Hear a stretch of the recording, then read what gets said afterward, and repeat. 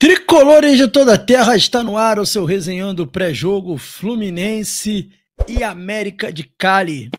Esse é um vídeo gravado, nós vamos trazer aqui as principais informações para você ir para o jogo, já sabendo o que vai rolar entre Fluminense e América de Cali. Espero que vocês curtam as nossas informações, consigam absorvê-las, consigam ter um pouco de conhecimento, obter um pouco de conhecimento da partida de hoje entre Fluminense e América de Cali.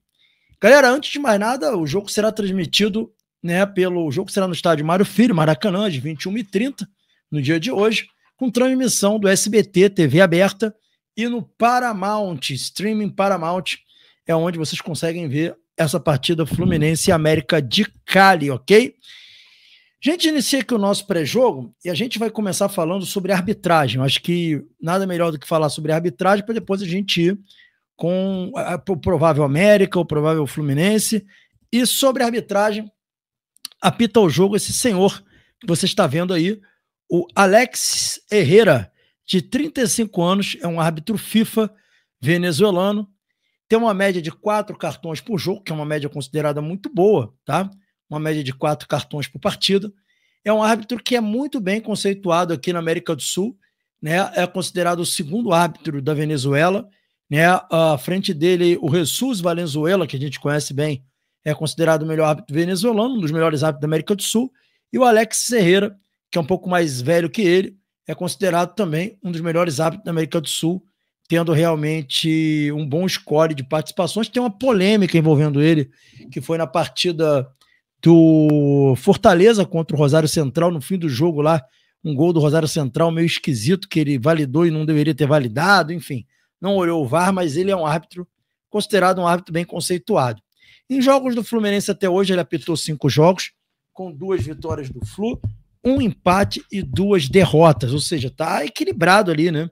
O Fluminense não leva muita vantagem com ele no apito, não.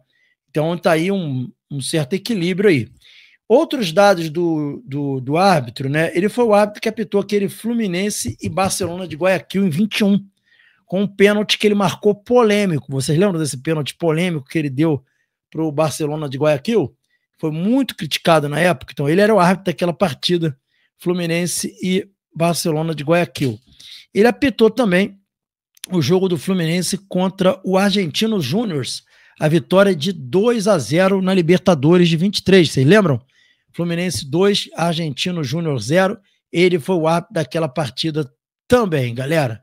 Então, falando aí sobre o senhor Alex Herrera, que é o árbitro da partida, trouxemos aí algumas informações sobre ele para vocês. A gente vai falar aqui agora sobre o América de Cali. Como deve ir ao jogo esse América de Cali que enfrenta o Fluminense? Ele vai com Jorge Soto no gol, Erson Candelo na lateral direita, ele que fez aquele gol contra maravilhoso, o Tovar, o Pestana na zaga e o Mina pela lateral esquerda. Ou seja, eles vão repetir a dupla de zaga, é a atabalhoada que fez um monte de besteira contra o Fluminense. Na volância, o Rafael Carrascal, que é muito bom jogador, o Josen Escobar, que ganha aí a posição no meio de campo, com o Navarro e o Christian Barros e o Jean Lucumi, e o único atacante, o Luiz Ramos, né? O time dele joga no 4-2-3-1, tradicional 4-2-3-1, o Lucumi ali caindo pelo lado esquerdo e o Christian Barros pelo lado direito. Eles trocam muito de posicionamento, vocês viram lá no jogo, com o Luiz Ramos à frente. Galera, é um time limitado, esse time do América de Cali, né? E os próprios periódicos, né, que tratam do América de Cali estão falando sobre essa partida e colocando o Fluminense como favorito. Obviamente que futebol tudo pode acontecer. E a gente vai dar só uma passadinha aqui por alguns periódicos. Eu vou abrir aqui para vocês o primeiro periódico para a gente ver juntos, que eu peguei lá da Colômbia. Vamos ver esse aqui, ó. O periódico El Tempo está aqui falando sobre o Fluminense. Ele vem trazendo aqui que o Fluminense é uma missão muito difícil. Vem falando do jogo do América, né? Que o América necessita de fazer um maracanazo para conseguir se classificar, que em sua história ele não conseguiu vitórias no Brasil, né? e que tem memórias da Libertadores de 1993, tá? Aí vai falando aqui que eles sofreram 6-0 para o Santos. Aí vai falando que o momento do América não é bom, está em 18º, que vai ter a ausência do Dylan Borrero, que foi contratado junto ao Fortaleza, né? Ele não conseguiu jogar ainda por motivo de contusão. Aí ele vai elogiando aqui o Canóbio, que está muito bem, o Cano, que fez gol no último jogo, vai falando sobre isso aqui, que o Canóbio tem 9 gols, enfim. Aí vai exaltando aqui o Fluminense, fala da classificação em 4º lugar no Mundial de Clubes, né, que é um time muito forte, e também exalta o Fábio, ó. O Fábio que alcança aí com 44 anos, 1.391 partidas como profissional, um recorde superando o Peter Charlton, né, como o jogador com mais jogos na história do futebol. Tá aqui elogiando aqui o El Tempo, tá? Aí vamos botar aqui para vocês também dar uma olhada no El País, o que o El País tá falando sobre o jogo também.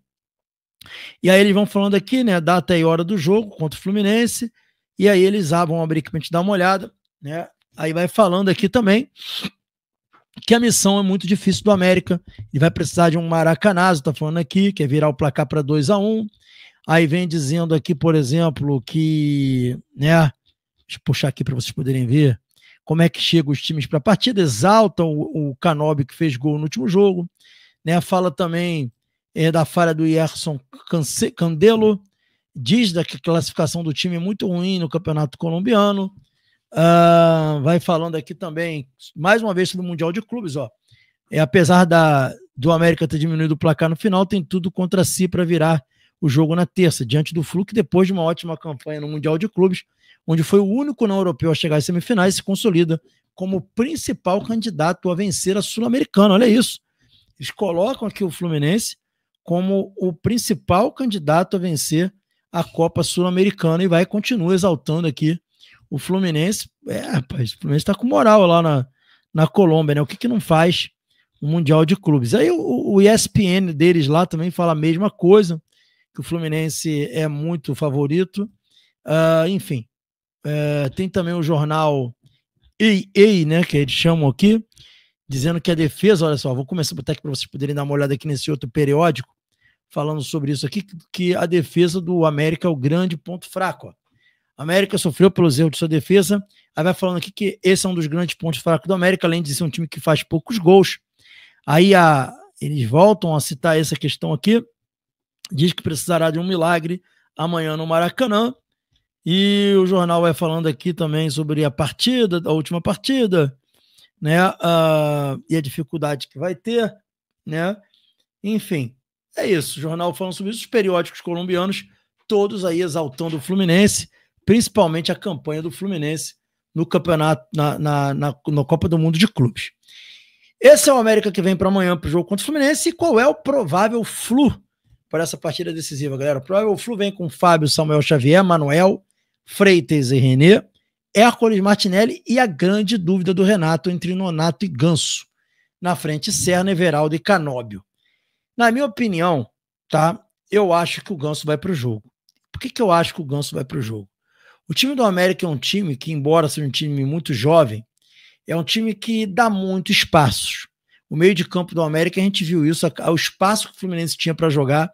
É um time que tem problemas seríssimos de pressão sem a bola e de composição defensiva.